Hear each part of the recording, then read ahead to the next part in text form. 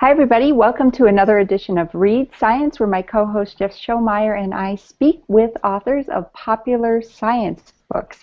Today, our book is Marketing the Moon, the selling of the Apollo Lunar Mission. Actually, Marketing the Moon has been written by two marketing experts, not our usual guests of science writers or scientists. But Marketing the Moon is the story of the most successful marketing and public relations campaign in history, featuring heroic astronauts, press-savvy rocket scientists, enthusiastic reporters, deep-pocketed defense contractors, and Tang. But why are the authors on today's episode of Read Science? Because it's not just the story of marketing, but because it is the story of the largest and most successful dissemination of science education in the 20th century. So that's why we want to talk to these fellows and see what the lessons of the past hold for us today. And Jeff, I'll turn it over to you to introduce our first guest. Joanne will be introducing David. I get co-author Richard Jurek, who is a self-professed space enthusiast and also a public relations marketing expert, president of Inland Marketing and Communications Incorporated. He lives near Chicago. The book jacket provides the most interesting fact that he's assembled the largest collection of $2 bills that have flown in space, for which he's been offered $100,000, I read, but turned it down. Yeah. The internet tells me that he's, quote, like a kid, a really big 46-year-old kid last year, in a candy store whose goodies literally are or were out of this world, close quote. At that time, his collection contained more than 300 items. And the same source told me that, quoting again, his first television memory was watching a Saturn V launch in the early 1970s while lying on a green shag carpet in his family's home. That's sort of an embarrassing, awkward thing to remember. Not for the 70s. Yes, I know, that's so much of the 70s. So, Richard, welcome. And now, Joanne. Say hi to our audience. Top that, Joanne. Yeah, well, thank you. And hello, everybody. Thanks for having us. Well, so I am introducing David Meerman Scott. Curse you, double last names. It's actually a middle name and a last name. And I use it so I don't get confused with other David Scotts, like the one who walked on the moon. Lots of David Scotts, that's right. So David Meerman Scott is a marketing and sales strategist whose books and blog are must-reads for professionals seeking to generate attention in ways that grow their business. Scott's advice and insights help people, products, and organizations stand out and get noticed. He is the author or co-author of 10 books. That's amazing. 3 are international bestsellers, and these include The New Rules of Marketing and PR, which is used as a text in hundreds of universities and business schools worldwide. Scott has also has authored Real-Time Marketing and PR, Newsjacking, Worldwide Rave, and the forthcoming New Rules of Sales and Service. He co-authored Marketing the Moon, which we will be talking about today, and Marketing Lessons from the Grateful Dead. And yes. I wanted to introduce David because we have something in common, which is we both modeled in Tokyo. No way! Wow, that's awesome. Yeah, maybe we were in the same thing. Well, you were late 80s and I was the early 80s, so okay. I think we probably did not cross paths. And I was reading the projects you were on because you wrote about that extensively, and doesn't sound like the projects I was on. So. It was so much fun. Oh my gosh, what an amazing experience. It is. It's just something like, you just sort of hold on to because it's like, well, I starred in really weird Japanese commercials wearing yellow bikinis and silver lame shoes dancing in front of bowling pins. Have you? So. My best one like that is I was in a Wack Hall women's underwear commercial where it was me and a bunch of 18-year-old young women modeling. I had all my clothes on, and they had only their underpants on, so it was pretty interesting. Jeff, you and I have a lot of catching up to do, career-wise. Sure do. All right, so I'm going to throw it out to Jeff to ask the first real question, not about modeling in Tokyo, but about our book and NASA. Well, yeah, maybe real question, topic. Some of the people who watch us may be wondering why in the world we're talking about marketing, what marketing has to do with a technological thing like Apollo. And it struck me as I was reading this that I don't think people, you had a page in here when you talked about the number of contractors involved, the number of people. I did, as I mentioned before, I did a science experiment on space. It was a very small thing in comparison to something like Apollo, and we nevertheless involved contractors, subcontractors, test engineers, 450 people at least on the list of people who were involved. I don't think people realize how very, very big the project, the Apollo project to get to the moon was, how many people were involved, how many contractors it took, how it really took marketing to make that move. Can you give us an idea of the importance, you know, of the marketing, the size of the project, all of that? And I'll point to Richard to start. Yeah, and it's amazing to think when you think about the 300,000 to 400,000 people involved in the Apollo program, a good 3/4 of those folks were private contractors, folks out in private industry working for the contractors and subcontractors, folks in the university setting, so MIT and other universities who were doing basic research to support the efforts. And it's an amazing case study not only of marketing and PR in general, but David and I have talked a lot about how it's an amazing public-private partnership, how when there's a grand, audacious goal, how partnering, particularly between the private space and the public space, can get that done. David? And it was 2% of our national workforce for a decade, and 4% of our national budget for a decade. And what that meant, in order to have that huge an investment, was that we, meaning the American people, the government, NASA, whoever you want to say we is, had to convince the American people that this was an investment that was worthwhile. By definition, through our congressmen and senators to fund the project. And that's one of the reasons why marketing became so essential, because we had to have the American people behind this crazy, audacious project, because we wanted to do it at the same time that we had other things going on in the government that were perhaps more controversial and less, less universally liked. For example, the Vietnam War. and so we had to say, this is worth doing. This is something worth doing for the science aspect, for the travel, the idea of exploration. And therefore, marketing, in our minds, was kind of the last aspect of Apollo that had never really been explored before in a book, or now Rich and I are hitting the speaking circuit and doing interviews like this, that people really hadn't thought of, because there was so much focus on the science and so much focus on the astronomy and so much focus on the space travel aspect of it. Yeah, and if I can interject one more other thought too that sort of predicates this. If you think about, we call it the greatest marketing and PR case study, and really the roles were bifurcated. The marketing was principally done by the contractors, who, as David said earlier, tried to position themselves during the time of the Vietnam War and other places. It allowed the North American aviations of the world, the Boeings, the Raytheons, to talk about a very positive story, a good story, and market their technology into the country without having to talk about the war.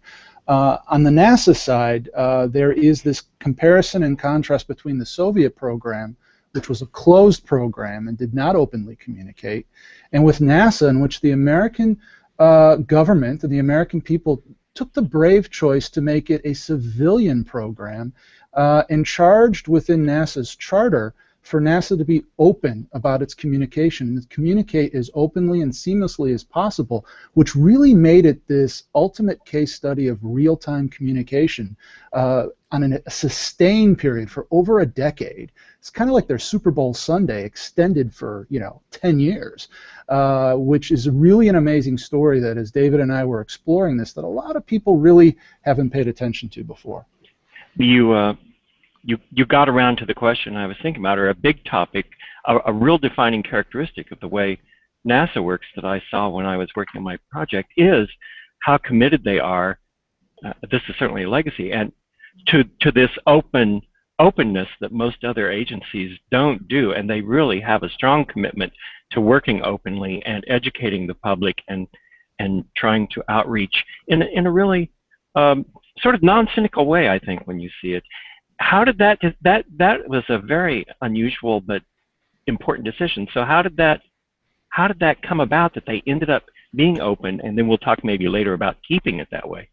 It was actually a pretty difficult process to make that happen, because back in prior to Mercury and then during the Mercury days, I mean, it was basically ex-military that began working at NASA, and their natural inclination, of course, is to only talk about things after they've happened, after fire in the tail had happened, after the spacecraft had taken off. And you know, there were fun stories that we dug up about how what the journalists would be able to do is check and see who was in the bar and what were they doing, and they could sort of read the tea leaves that meant, oh, all those people in the bar, that means they're not off at they're not going to launch anything today. If no one was there, they could figure something else out. And, you know, so they're trying to second guess one another. And then there are a number of people that said, you know what, we've got to make this open. We've got to make this, the American people are paying for it, and we've got to make it open. And in particular, a decision several decisions were made about the real-time aspect. One was to make the communications channel between Houston and the spacecraft open so that we could hear the ground-to-earth conversations. The media could pick it up. Now, of course, it's broadcast on the web, but at the time that the media could pick it up and broadcast it. And the other one was live television from the spacecraft and live television from the moon. I mean, part of the iconic nature of the Apollo 11 mission was seeing Neil Armstrong's first steps live. And then later on, in color, we saw the other astronauts, 15, 16, and 17 Apollo missions, cavorting on the lunar surface. It was so cool. On Apollo 17, we saw it lift off from the surface of the moon, again, live and in real time. And it turned out that a lot of factions did not want that to happen. In particular, some of the senior members of the astronaut corps didn't want that to happen. Alan Shepard, for example, specifically was advocating against having live television because he didn't want his astronauts to be distracted. He didn't want them to have to worry about what words were coming out of their mouth, because sometimes they might swear. And then you had, on the other side, you had people like Paul Haney, who was from NASA Public Affairs, and then also, very interestingly, Gene Cernan and Tom Stafford, who were both part of Apollo 10, and later on Gene Cernan commanded Apollo 17. And for their Apollo 10 mission, they were absolutely, gung-ho, very talkative about how let's get live television on here. And they were kind of disruptive influence, if you want to look at it that way, about saying, hey, we got to get live television here. And we have some wonderful stories from them about doing that. And that was a really important aspect of Apollo, and it almost didn't happen. But it was because of a bunch of people who said, let's do it different than the Russians, let's give the American people what they paid for, let's put it out there live and in real time. Yeah, and you know, the interesting thing, too, for science and engineering students as well, the desire to create real-time communication between the capsule and folks on Earth, for example, by taking television onto the spacecraft, by allowing open and real-time communication. We seem to take that for granted today, but if you think back in the 60s and the 70s, the simple idea of taking a camera on the spacecraft was not so simple. You had the issue between the astronauts and public affairs with the idea of, oh, the camera might change the way people are, they might start acting on camera, they might swear, they might do something. That was one consideration. The other consideration was the fact that cameras were freaking huge back then. I mean, they were massive. And you didn't have the satellite communication networks that we have today. So you had to set up these different tracking stations across the country. You had to figure out the timing issues. David talked about we were able to see, for example, the lunar module lift off the surface on Apollo 17. Well, there was a delay in that, and so the person back in Houston who was operating remotely the camera had to practice and figure out the time delay so that he could pan up properly and watch that. All of this stuff was invented, and you know, as marketing and PR professionals, David and I deal in these quote-unquote new concepts that are talked about in universities today in business and marketing classes called brand journalism and content marketing and real-time marketing. David is a pioneer in that field with a lot of the writing that he's done. But as we looked at this and we studied it, and what comes out in some of the untold stories in the book that folks can read about is this idea that NASA did a lot of this pioneering brand journalism that set the groundwork for where we are today with technology. 60% of all computer chips during the mid to late 60s were dedicated to the space program. And it's no coincidence that Intel was formed in 1965. Think about that, during the heart of the build-up to Apollo 11. And that companies like Microsoft and Apple were formed in the mid-70s by pretty much kids who were inspired by the technological revolution that was Apollo. So there are massive implications from the marketing and PR of this, from the involvement of the contractors, to how this changes the way in which we view communications, both on the science side, on the business side, and for folks like David and myself who are professional communicators. So Apollo is just phenomenally instructive from that perspective. So I'll share. Actually, the moon landing is my second earliest memory. My first is falling off a fence and onto a cactus at age 3. So, but my second was I remember my parents buying a new TV and then coming out on a July evening and going, "Who wants to watch men walk on the moon?" And I remember looking up going, how are they going to do that? But the funny thing is, I don't remember actually seeing the news program because I probably fell asleep or something because I was so little. But I remember that. But one thing I got from your book, which, you know, I want to get into the format of the book and how it got published and everything else too. But one thing that struck me was how NASA made this very conscious plan to bring in news reporters as their PR people, like that this was, you know, how it was going to happen, and that the manuals, they gave these binders of information, just that, as your book said, you just could not give, you couldn't hand that over to the Russians. That would be treason, but here you're handing this to the media, the press. So I'd love to hear more about this, because that, you know, that was strategic, wasn't it? Absolutely. Even though there was no such thing as this kind of strategy yet, right? There was no such thing as brand marketing. So it's almost like the birth of brand marketing. I'd love to hear about that.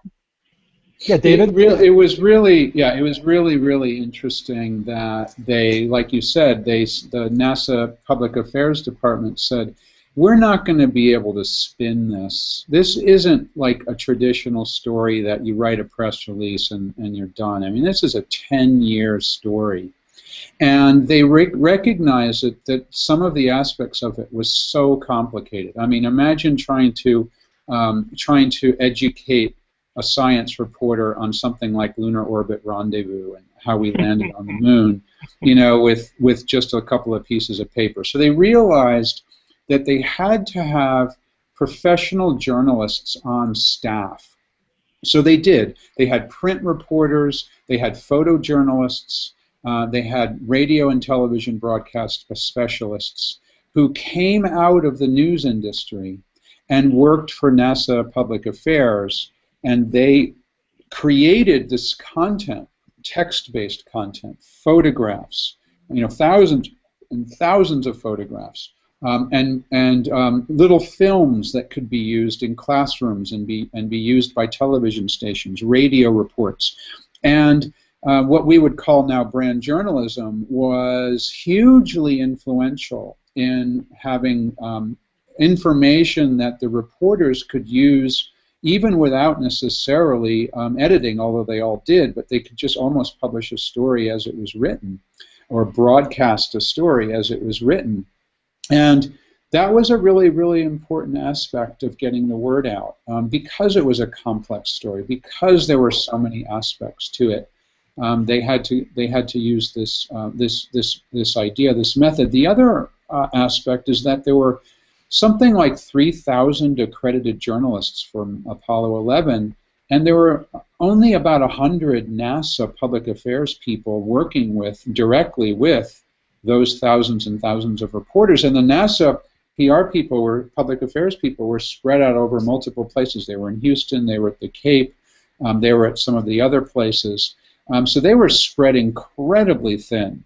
So the other thing that NASA very, very cleverly did was created a very strong partnership between the marketing and public affairs people at NASA, although they didn't call them marketing people, and the public relations and marketing people at the contractors, at Boeing and Raytheon and all of the companies that, that created the different components for the spacecraft, the things that were used on the surface of the moon, Omega watches, for example, Hasselblad cameras, for example, and then each of those marketing people created content that could be used by the press.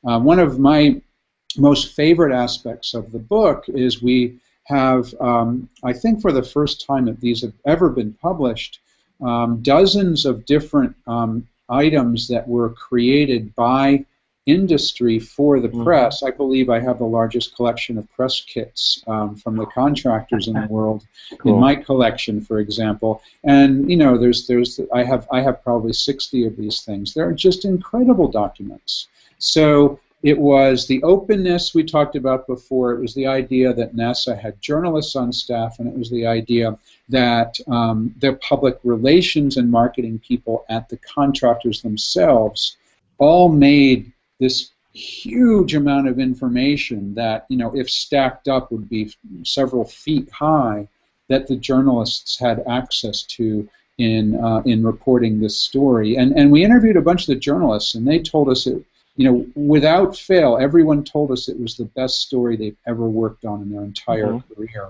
I believe that. It was so fascinating, but also because there was so much information at their disposal. And it was a true partnership across the board, even across those 10 years, as David points out. I mean, if you think about it, it was not only a huge communication effort, but it was a huge educational effort as well. You know, NASA held symposiums for the reporters to bring them in and discuss the technology. They did it in partnership with the contractors who, in many cases, had the budgets that NASA didn't, so they could create full mock-ups of the lunar module or of the command module that would be on television sets to make it more real for the public as they were watching it. So they weren't just seeing an animation, but they were actually seeing the physical equipment that was being used, and they could imagine it. And this partnership, not just between NASA and the contractors, but NASA, the contractors, and the media, it created this relationship in which they were all sort of in it together, and to a person, all the public affairs people and all the reporters, even if they were critical of NASA or critical of what was going on, they all felt like they were in it together. They wanted to see it succeed. And NASA also had another thing going on that they didn't forget about, which was this nascent industry demanded a lot of talent in science, engineering, in new fields that hadn't been invented before, just like they were creating new televisions and new cameras and new circuitry. They needed a base of research, a base of students for the future.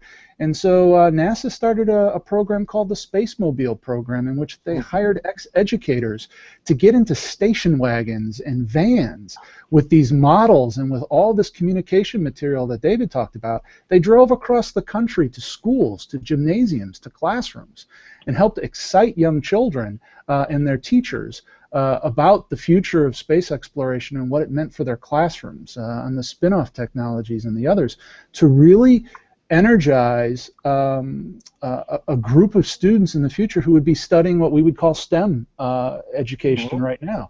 And so those things are huge as a legacy for Apollo. And I just want to add one more thing, and that is this was a program the American government got right. Yes. And you look at the news today, and you know, I happened to catch a little bit of one of the cable networks this morning, or pick up the newspaper, and there's so much going on that we don't get right.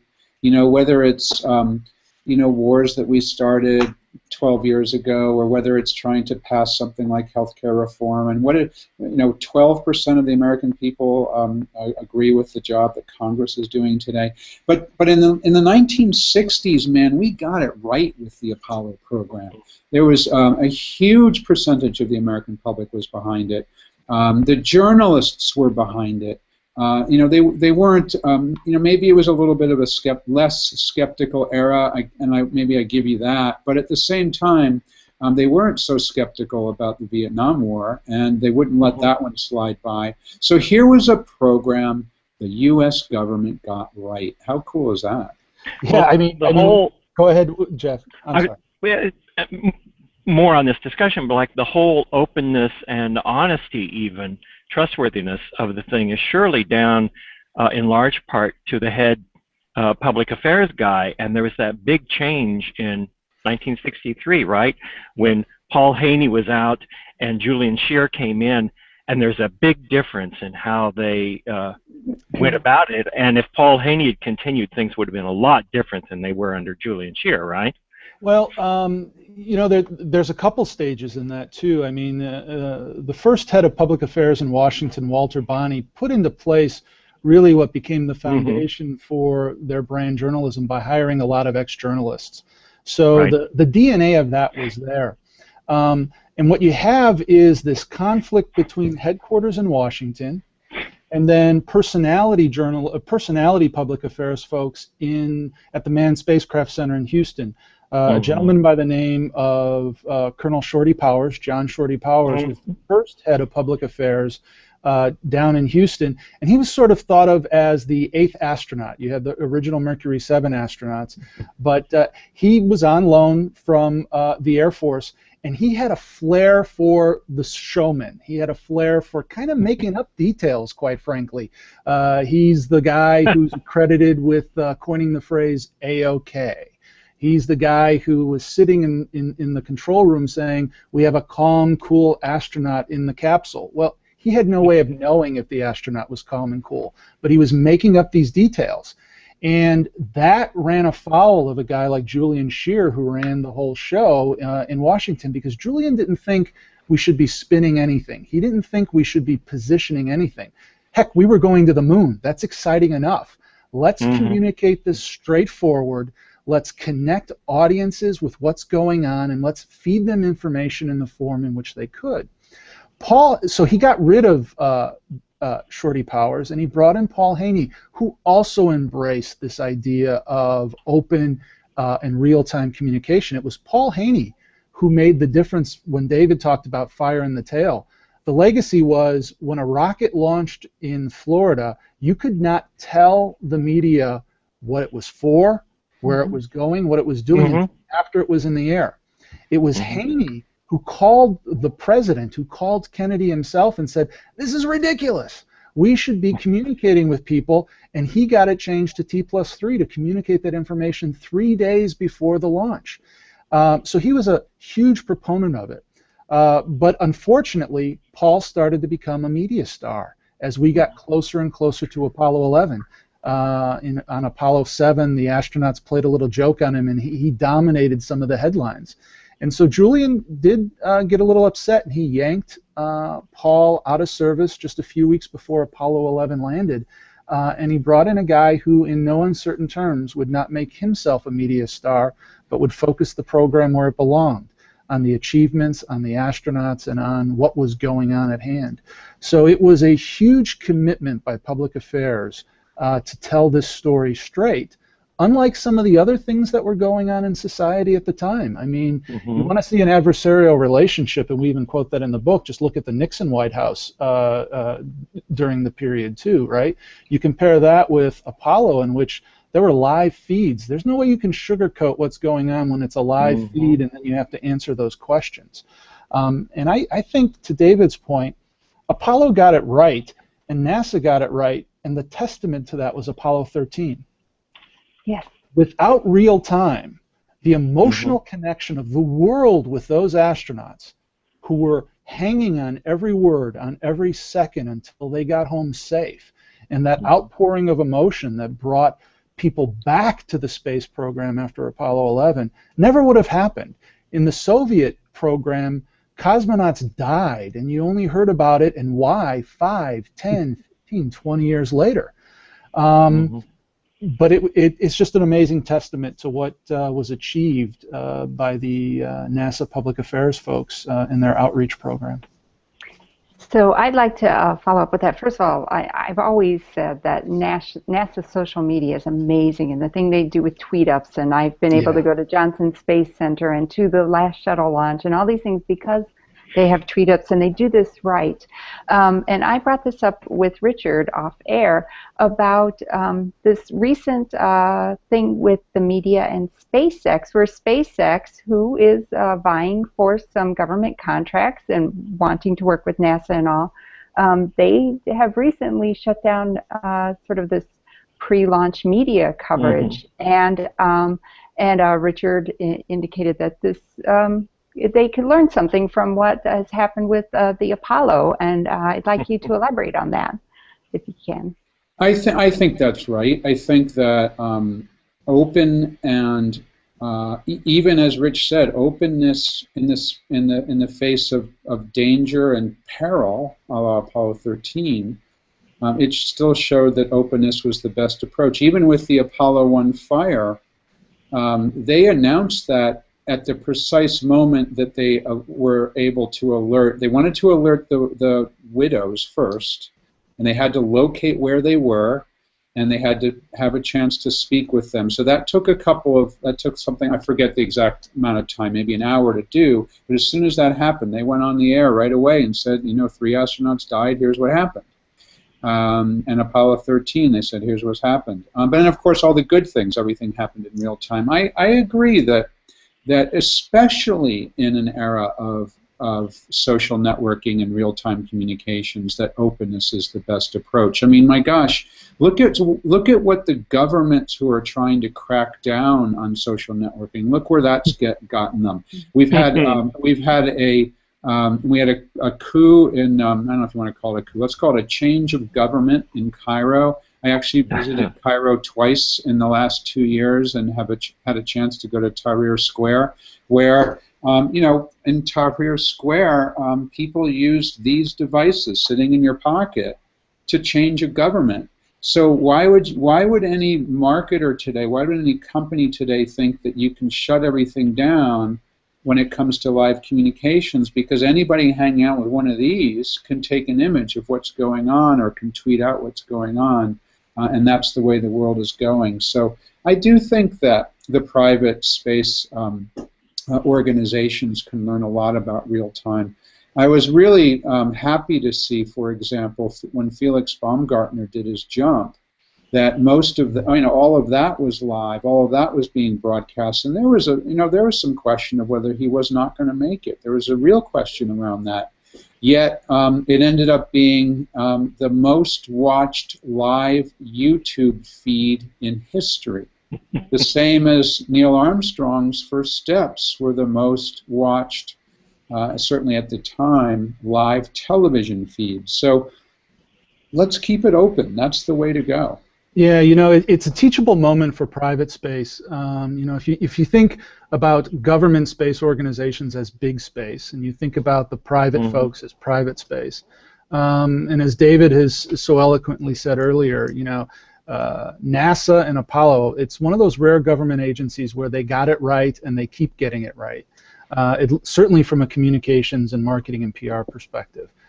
And the stuff that's going on with SpaceX right now, companies are used to controlling situations. They're, they have legal departments. They worry about the next contract. They worry about their brand image. They worry about all these other things. And some of it is a lot of old school thinking that you can control this message. But to David's point, you can't. And the best way to control it is to engage in that conversation. Everyone knows that these are hugely complex machines. Everyone knows these are dangerous missions, and everyone knows that a lot can go wrong. More often than not, it's amazing how often things go right. But when things do go wrong, it becomes not a situation to fear, but a situation to engage, to educate, to reach out to your audiences with these tools, with the powerful tools that we have that we didn't have before. And you know, as was said earlier, NASA does an amazing job of that. Whether it's in social media, whether it's press conferences, whether it's updates, whether it's taking people along for the ride. Anytime you try and shut that down, anytime you try and put up the hand to say, you know what, we'll get back to you later, you're doing yourself and you're doing your mission a disservice. But how are you going to get companies over that anxiety that seems so obvious that you need to control it, and that means you need to be secret about it for a while? I think it takes a lot to trust that you can handle something when it comes up spontaneously. Well, you know, and I'll pivot back to David, because David spends a lot of time talking to companies about that very issue. It's a maturity level. It's a confidence level in what you're doing.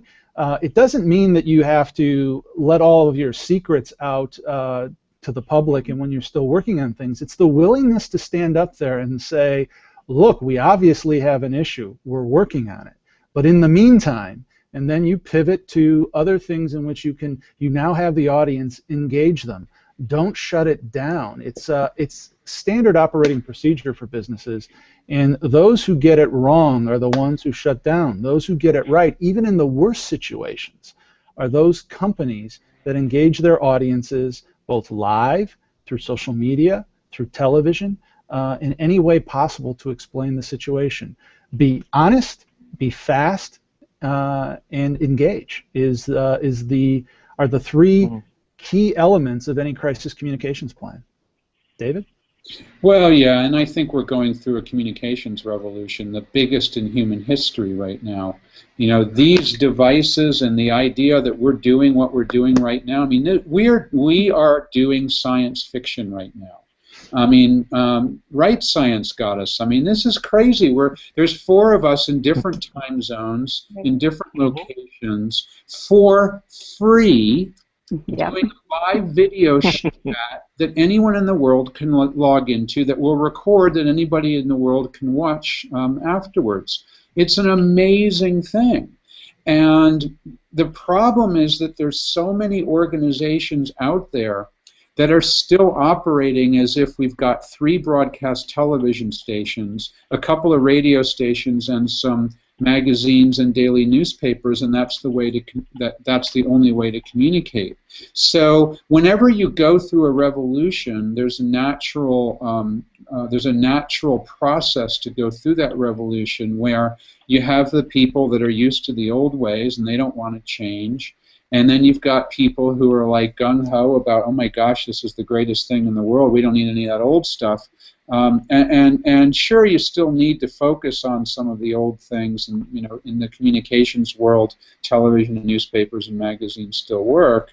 But at the same time, we are now living through a revolution, and there are new ways to communicate, and there's like almost 2 billion people in the world on Facebook. There are more mobile phones on the planet than there are people. More people have access to mobile phones connected to the internet than have working toilets. Yep. And therefore, there are new ways to communicate. It's a science fact we're living through now. All of the stuff we're doing, what we are doing right now, literally, even just 10 years ago, was science fiction. So actually, I'm curious a little bit about the mechanics of this book. Like, how did this come about? How did you decide to even create this book? And then I would like to talk a little bit about the formatting, because I'm going to tell you guys, if you pick up this book and you read it, this could keep you busy for weeks and months. It's not something you go, I'm going to start at the beginning and go to the end. You can, but you've got so much information and pictures, and it's a little deceptive. You think, I've got lots of pictures here, so this won't take long. But every picture has captions, and you have information boxes, and interrupting the text and things like that, which makes it citations and references and all of that. There's a lot of good stuff. fun to explore. But yeah, so to come up with a book like this and you know, it looks thin, but to make it not be, you know, this thick, I'd love to know more about that.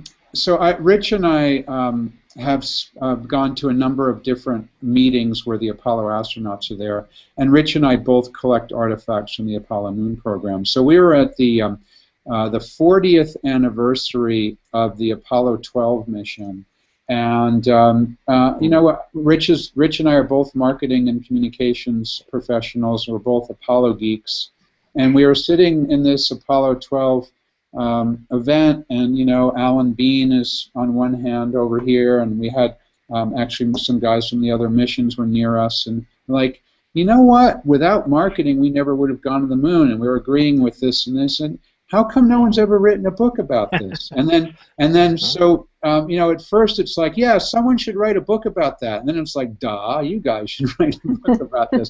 So I said, Rich, we should write a book about this, and that's sort of where the idea was hatched. It's like about 4 years ago now. Yeah. And then we decided that it had to be a fully illustrated book that combined both text and images. So we curated about 3,000 images to get down to about 300 in the book. Many of them have never been seen before. Some are out of our collection. Some came out of NASA. Some came from some of the participants who we interviewed. We also interviewed a bunch of people that had never been interviewed before. And of course, we interviewed the Apollo astronauts. We interviewed half the men who walked on the surface of the moon. Right, there's some advertisements in the book. But we also ended up speaking with some of the reporters that covered the program. We ended up speaking with the public affairs people at NASA and public relations people from the contractors to gather their stories, and all of it ended up becoming this fantastic book. Scott Kosofsky is the fantastic designer that put it together, and MIT Press was the one that saw the vision of us doing it. And then interestingly as well, we've sold the movie rights. It's in the process of becoming a movie based on the book, Marketing the Moon. Because Robert Stone, who's Academy Award nominated film director and filmmaker, noticed that, hey, there's something here, you know, and he agreed with us. This is a story that's never been told before in book form or in film form. So there will at some point be a book version. Yeah, and you know, when David and I would meet, we're highly involved in a thing called the Astronaut Scholarship Foundation, which was founded by the original Mercury 7 astronauts.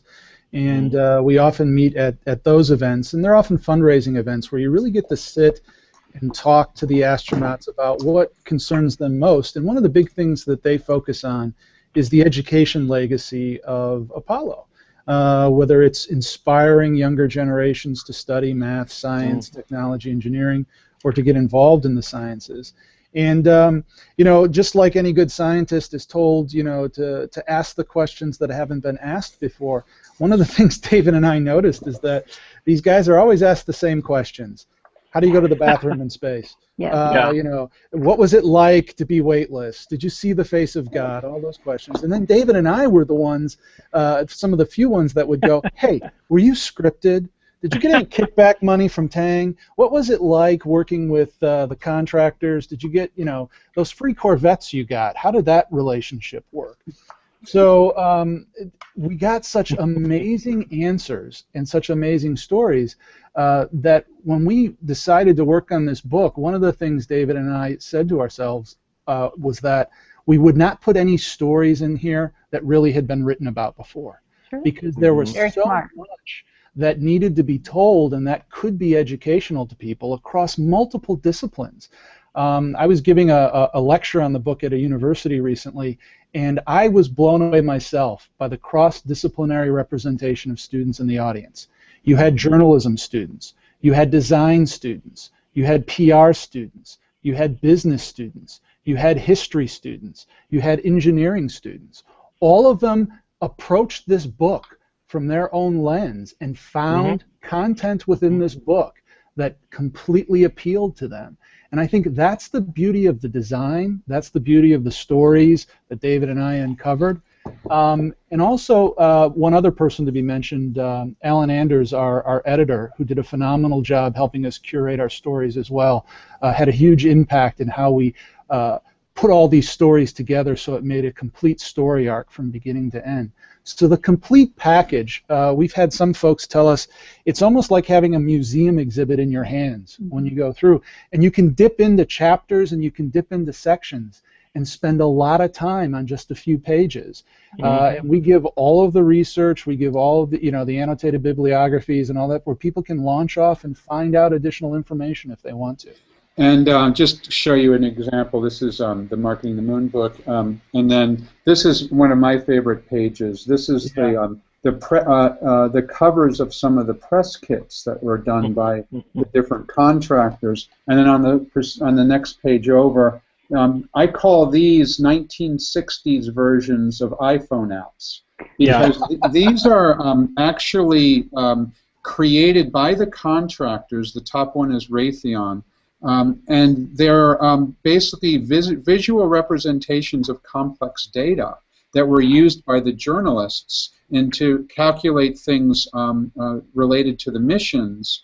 Really amazing, amazing things. The other thing we haven't talked about yet, but I wanted to mention really briefly, is that the foreword to the book was written by Gene Cernan, the last man to walk on the moon, the commander of Apollo 17. There's Gene back as he came in from his last EVA on Apollo 17.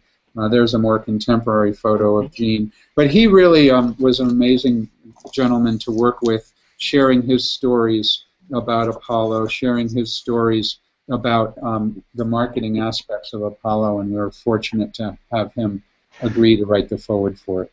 Yeah, one of the things that was so amazing about talking to folks like Gene Cernan and talking to Buzz Aldrin and everybody else was think about this, height of the Cold War, right? The world is literally watching. They're hanging on every word of these people. Huge amounts of dollars are at stake. All these corporations have jockeyed for position, and the leading spokespeople, the astronauts, have a camera and a lens to the entire world at this incredible sort of inflection point in human history. And they were not scripted. They were not controlled. They were given the freedom to communicate as they saw fit. And they really rose to the challenge. And I think that's another incredible testament to not only the NASA space program, but also one of those hidden stories that we uncover in the book is this idea of, even for modern businesses, for the SpaceX of the world that cancel press conferences and cancel communications, it's that idea of the moment itself is the teachable moment, and you want to expose people as much as possible to that content, and you want to experience it the way the people who are doing it are experiencing it. And I have to hand it to NASA for being brave enough to fight the fight with those people who did not want it to be real time so that we could experience it that way, and also for not putting the words in the mouth of the astronauts, not scripting them. We have in the book an amazing letter in which Paul Haney is fighting with the more military-minded part of NASA. It's a seminal document in American press freedom when you think about it. Paul Haney is arguing for unedited transcripts, that the astronauts actually wanted to go in, that government folks wanted to go in and alter what was said. I'm just holding up the letter now, Rich. Yeah, and you can see in handwritten notes on the side, it's Alan Shepard kind of saying, "Hey, Paul, you may think that, but you want to take this outside? Let's have a fight here, buddy." And in the end, press freedom won, and Paul was an ex-journalist. And so for the journalism students out there, wave your flag proudly because you won the day on that one. And the book is filled with those kind of stories. And then we end up with this wonderful book for all, or film for all mankind, based on all that filming that was done. Of course, that took a while before that was made, but the fact that things weren't transcripted, right, or scripted for them. Think about it. I mean, the legacy, another legacy of Apollo are the images, the photographs, the blue marble, the Earth hanging, looking so fragile. You know, David and I are often say that we went to space to explore the moon, and what we really discovered was the Earth. And in the 60s, we started to look inward, right? The environmental movement, the civil rights movement, everything that was going on at the time. And with their cameras, the astronauts became our journalists, if you will, our eye reporters that CNN likes to call them, out into the field. They became our bloggers, if you will, posting their Instagram photos and posting their blog posts and making their commentary. That then it became personal with all of us, and we all experienced it together. And when you go onto the NASA archives and you look at that beautiful, wonderful photography, you watch that amazing video coverage which David talked about, it's just unbelievable, and it's all out there free for folks to use and to learn from.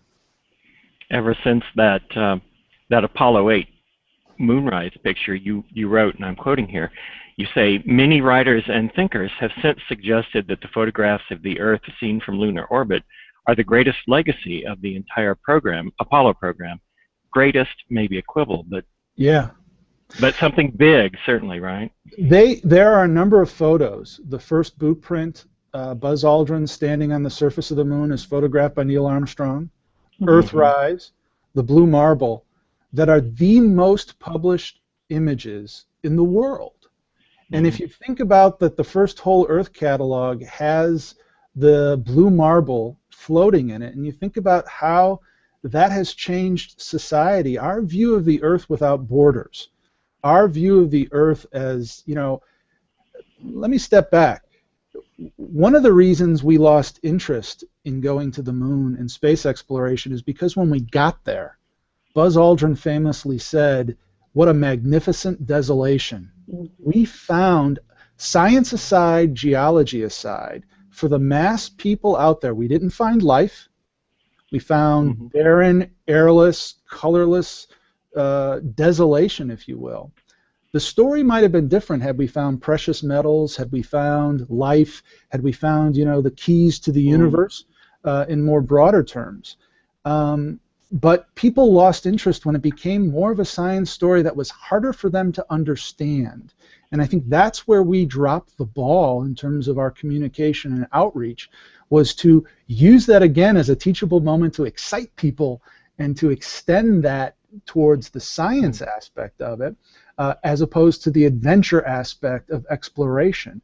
And we sort of missed that opportunity. But what we have now in this legacy of the photographs and the films are almost like a nostalgic romance, the art, if you will, of the science of space exploration. And that itself can be an inspiration for the future.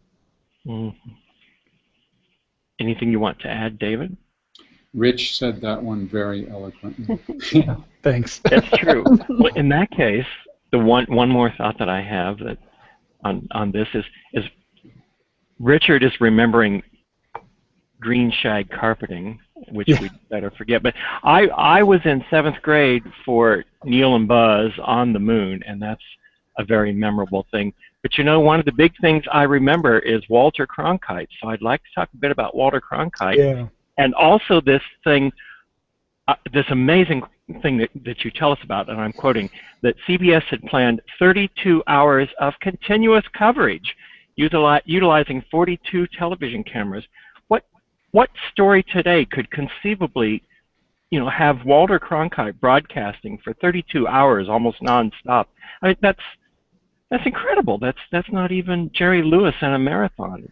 No, I think the closest thing might be the Olympics, when there's multiple cameras and all that. But even that, it's only for 4 or 5 or 6 hours in the evening on the main station, which has been in the U.S. NBC, and then some of the minor stations, MSNBC, will carry some coverage. But it's not like the around-the-clock that it was with CBS's coverage. And they were so proud of that coverage, they produced a book about it. And that book, by the way, it's an amazing book, highly collectible, which I love. But Uncle Walter was a huge fan of the Apollo program, unlike, by the way, Huntley and Brinkley over at NBC and then the folks at ABC. This led by Walter Cronkite, CBS, were the leaders in the lunar coverage for a variety of reasons, and they just did a really great job with it. And sort of ironic twist to the story is, you know, back in the early '60s, Wally Schirra, who was an original Mercury astronaut, also flew, of course, Gemini and was the commander of Apollo 7. He did not want to have live television. And in the end, there was live television carried on his Apollo 7 mission. It was black and white at that point. And he got to the point where he actually liked it. And then he was the color commentator for the CBS coverage of the Apollo 11 landing. And he was gushing about, oh my gosh, these images are great. I can't believe that we've got these fantastic images. So you have here's evidence that somebody can change their mind, right? Because on the one hand, he did not want to have live television on his own mission. His arm was twisted. You know, basically his bosses told him he had to. He did it. He ended up liking it. And then he's gushing with incredible enthusiasm as a color commentator on CBS News with Walter Cronkite about how fantastic the live television coverage is. Yeah, and you know, it's interesting too. The stories in the book echo this human element. You know, Apollo was an amazing technological and engineering achievement. Full stop, no doubt. But obviously, it was an achievement achieved by humans with human emotions, and it's amazing today when you look at folks like Al Worden, who flew on Apollo 15, has written poetry books about his experiences. Alan Bean, who was on Apollo 12 and walked on the moon on Apollo 12, is a full-time artist now who does amazing expositions around the world of his artwork, trying to express what it was like to be on the moon. And when we interviewed people, when Apollo 11 came back, they trucked the capsule to the 50 states across the country so people could go and see it. We tracked down the truck driver who took that capsule around to all 50 states and heard his stories, like when he was in Ohio and there was a long line and somebody tugged his shoulder and said, "Do you know who that old couple is down at the end?" "No." "Who are they?" "It's Neil Armstrong's parents, who were standing in reverence and had not seen their son's spacecraft," in which he then took them up there and they got emotional at touching the machine in which their son went to the moon. Or the young reporter that we document who was at a radio station that couldn't afford to send him to Houston to cover it, so he exchanged his vacation days and then in-kind advertising for a hotel room. And then jerry-rigged up this announcement PA squawk box system so he could do live coverage. All of these stories of amazing achievement that all of these people, not only who were going to the moon, but behind the scenes accomplished, are part of that untold story. And it's the joy of the book, if I'm allowed to say that, that I turn to all the time, flipping through, as somebody who has had a lifelong fascination with space and who had never heard these stories before. It's just heartwarming to see all the involvement of these people. First of all, it looks like we're at the end of the hour, and you guys are both so articulate and so passionate about this. I hate to go, but we can't keep going forever and ever. But this book, what a brilliant concept. I'm so impressed and amazed, and as I'm still reading it, because I pride myself on being able to read things quickly, but it is so much information. I was just trying to take it in. Amazing book. If you guys are just joining us the last minute here, we've been talking about marketing the moon with David Meerman Scott and Richard Jurek. Do you gentlemen have anything else to add in the last few minutes before we sign off? No, it's been really great to be able to speak with you, Joanne, and Jeff. It's been fantastic. We do have a site, marketingthemoon.com, for more information about the book. As I mentioned earlier, it's in the process of being turned into a movie, although that will certainly take several years. Rich and I also created a special edition of the book, which is in a slipcase, and it's signed by us, and that's not really very interesting, but also signed by Gene Cernan, the last man to walk on the moon, who wrote the foreword to the book. limited edition of 100 copies. We've got several of those left. If anyone's interested, you can email us through the site or shoot us a tweet or something. Yeah, and my parting comments too are, one, thank you very much. Really appreciate this opportunity to talk to you and talk to your listeners. For those of you out there who are interested in space and interested in science, there's a lot in this book for you. But for those of you who are interested in design, those of you who are interested in journalism, in good stories and quest stories and the power of a story to accomplish amazing things, there's a lot to be found in this book as well, and we just appreciate the opportunity to kind of take our message and reach out to more people with it. Thank you. Wonderful. Well, thank you everybody for watching, and thank you, Jeff, as always, for your insightful questions, and it's great to co-host with you. So again, thank you, Richard and David, and good luck with all of your projects. We will be keeping an eye out for this movie now. Thank you. Thank you for joining us on Read Science.